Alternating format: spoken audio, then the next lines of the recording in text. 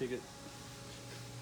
So So you introduce him, Kevin. Say, hey, I'm going to be doing some filming today, and talk about who he is and what he did and what happened with his bike. Oh, So ready, go. what's your name again? John. John. Wow. I got a memory like a sieve. I'm fucking 50. Yeah, I know, right? Sorry. No. Hey, this is Kevin, Big Bear Performance. I'm here with John here today. Hammy Moto. He's from, sorry? Hammy Moto is my YouTube name. Hammy? Hammy Moto. How do you spell that? HAMMYMOTO. Oh, Hammy Moto. Hammy Moto. Like a ham sandwich. Yeah. Well, might as well be. We should Thankfully, talk I'm about- not. Thankfully, I'm Maybe not a I ham could- sandwich, actually. Yeah, I got very close to being one. yeah, you're almost a New Zealand ham sandwich, yeah. So, this is Kevin, Big Bear Performance. I'm here with John from Hammy Moto. He's going to do this for filming today. This is the bloke that actually was riding down the freeway on his motorcycle, got a gnarly speed wobble, and went right underneath the trailer of a tractor trailer, in between the rear wheels of the trailer and the tractor, and slid underneath it and out the other side and stopped onto the emergency lane and stood up and was okay. How lucky is this bloke? Holy crap. So Pretty sure a lot of you have seen the video, but this is basically what happened, and right now he's going to be explaining why it happened and how you can adjust suspension to make sure this doesn't happen to you. Now, on this particular motorcycle I was riding, it was notorious for getting speed wobbles from the factory. It's been long since a huge issue with this particular motorcycle, and of course the number one thing that would have prevented this would be having a steering stabilizer. But I was so comfortable and happy with how the bike handled, I kind of lagged on it. But now Kevin is going to explain to me and you why you should really invest into getting your suspension set up for you. yeah, so my question to you is, tell me exactly how that happened. And I mean, you're on the accelerator, right? You were accelerating up and you're in the number one lane? I was in first gear, about to move over to the number one lane. You're only in first gear. Only in first gear. So again, first mistake, I was too high of a gear for the speed I was doing. So of course all that power is going through the rear wheel, sending the bike down. Right, accelerate, run to power. Almost getting the front wheel up. And then I quickly changed into second, so all the momentum went forward, and then it went back on full throttle. Yeah, okay. Yes, and the particular freeway I was on is very bumpy. It's a 60 freeway. Notorious for bumpiness, and I myself had plenty of speed wobbles on that freeway before. And so after that, the bike got extremely violent wobbles. Well, hang on a second. So Right, you were yeah. in first gear, you grabbed second gear, and you're under full acceleration when it started wobbling. yeah. Okay, so what that means is this. When you're under full acceleration, that means there's an issue in the rear suspension because all the weight is transferred into the rear. So the rear of the bike is not holding its geometry, is why it gets the wobbles, right? Because the rear spring rate was not correct in that bike. If it had the correct spring rate, it would not have got out of control because the bike would have been supported correctly to hold its geometry. So once it started doing the gnarly business, did you chop the throttle? I actually don't remember. I don't think I did. No, because You were just trying to hang on? I was just trying to hang, because at that point, I mean, It was- it all happened so quickly. Chopping the throttle, gassing it. I mean, Yeah. I didn't know what to do. I mean, because before I knew it, the bike was starting to buck, Yeah. and then there's no coming back from that. Yeah. Because it was already completely out of control. Completely out of control. And even if you chopped the throttle, it was still out of control, still way too much movement. It was going to happen. Yeah. Yeah. So the bottom line is the issue with our bike is in the rear suspension is where it's at. Right. Yeah. And it's not valving, it's spring rate and sag rate to set the bikes for its geometry. Spring rate and sag rates handle the geometry of the bike and keep the geometry of the bike under full load, under full acceleration or deceleration or cruising. Because sometimes you can say, well, I'm just barely on the throttle or I'm just barely off the throttle and I'm getting a wobble in both ways. That means your spring rates aren't good in the front or the back, and you've got to separate them and go into full acceleration until it becomes stable under full acceleration. And if you chop the throttle, it gets unstable, you know that there's an issue in the front. Right. That's how you diagnose it. That's how track tuners do it. That's how everybody does it. And once you learn and then of course you need to separate valving from spring rates and sag rates in your brain when you're trying to tune a bike. You have to, because remember that valving only controls tire compliancy and the feel, and of course braking performance under braking, oil levels as well as the valving itself. So compression and rebound, mainly compression under braking, and of course, so at the end of the day, that's how you diagnose it. That's how you would attack it as a tuner, whether it be at the track or on the street, doesn't matter, same thing.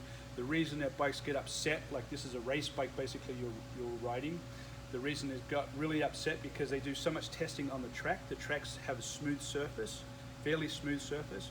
You put it on the street on these rough concretes, freeways, and you try to go high speeds. There's just so much input coming into the suspension from the bumps and the lumps that are on our freeways. Overwhelming it a little Yeah, bit. yeah, over fucking whelming. Yeah. Beating the fuck out of the bike and the rider. So that tells me that the bike was never set up correctly from the factory, because if it was, those lumps and bumps really don't get bikes upset if the spring rates and sag rates and valving are correct. So what about my weight? I'm a very lightweight guy. That's all to do with the setting up your sag rate, right? Okay. Okay. So having stiffer springs, what they call, a stronger spring, doesn't mean that a bike's going to ride harsh. What typically makes a bike ride harsh is valving. The shim stacks on the valves is what determines whether a bike rides harsh or soft and sluggy. If you took the valves out of suspension and just put it, basically you can get a bike to ride harsh with springs if you just completely overspring it. Just completely overspring Right, but it. wouldn't compensate for everything else. Yeah, though, yeah, that's dumb. Well, we don't do that. We look at the rider's weight and we start with the sag rate, and then we start diagnosing. Are we getting wobbles into power, deacceleration, and then we start attacking the issues. And we start off by attacking the spring rates and sag rates. We always attack the spring rate, set the sag rate, and we have a window in sag rate. Like in the front of a bike, we can usually go from about 38 millimeters all the way up to about 45 millimeters to attain stability. We do the same thing in the rear, but it starts off at 25 and we'll go up to 28. But we stay within those windows of sag rates, and then we start playing with spring rate, which is a very different thing. And so, but it's all based around the rider's weight. That is correct. And then we add the valving into it, and we'll add rebound first, then we'll add compression into it for the feel and the braking. Right. Yeah, that's how it works. And we're glad you're alive. Does anybody ever explain it to you like that? I think I think they did, but I forgot now. It was a long time, back when I was racing. Yeah, sure. But that is how it's done. Cool. Yeah. I mean, I was talking to a track tuner yesterday, Brad from Orleans. I mean, he's been tuning for 20 years on the track, superbike stuff, and he's been teaching me, so that's why I understand it so well. I imagine so with Harleys as well, because they're also quite notorious for getting speed wobbles. Oh my God, yeah. Yeah, because the bill of materials from the manufacturers are crap. Really? That's what it boils down. But same with the sport bikes too. Their bill of materials is they try to squeeze every penny out of it. Oh yeah, they definitely do. Yeah, and that's why your bike was doing that, because I think somebody changed the bill of materials on something after an engineer did, or a buyer or somebody, or a subcontractor, or vendor for the factory wasn't supplying what they're supposed to supply as far as spring rates or something. I think a lot of guys go on YouTube, watch a 5-minute video on how to tune suspension, and then next thing they know, they're an expert, so they go on, start working on it, start messing around with the adjustable suspension that a lot of bikes come with these days, and ruin it completely. So yeah, because they don't know what they're just. And I'm going to tell you something, man. I've been a mechanic my whole life, and it's taken me about 5 years of doing it day in and day out to really understand suspension. yeah, just suspension. Because it's so hard to understand, because look, it gets really, really complex. So let's just say you got a bike that's wobbling, and like I've just told you the scenarios and how you go after it. But guys then start thinking, well, maybe it's the rebound, or maybe it's the compression, and they start adjusting things, and before you know it, they don't even know where the fuck they are. They ruin everything. Yeah, and then it's like, it's like getting in a maze and you get lost like within 2 seconds. Especially these days, because a lot of these new superbikes, the absolute upmarket superbike has fully adjustable automatic suspension. So you just go into this on-screen display and you just fool around with a couple of buttons. I think Yamaha has an application or something. I might be completely wrong, but yeah, it's all auto-adjustable. And let's talk about that for a second, because do you know why they have that? No. Okay. So the reason they have that, the spring rates remain the same. They're non-adjustable. What is adjustable and what's electronic is the valve, is the valving, which is compression and rebound control.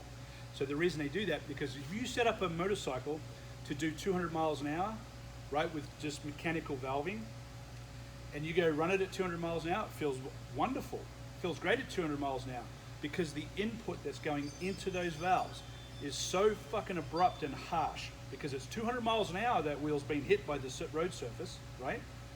So that makes those valves flex and work, and everything's bitching, and everybody's happy, right? You try to ride that bike at 70 miles an hour, and I'm only putting in a very soft, low input into the suspension, those valves aren't working. So it feels very harsh and very stiff. Not very good for canyon carving or low speed maneuver, No. tire compliancy, but great for 200 miles an hour or 150 and above.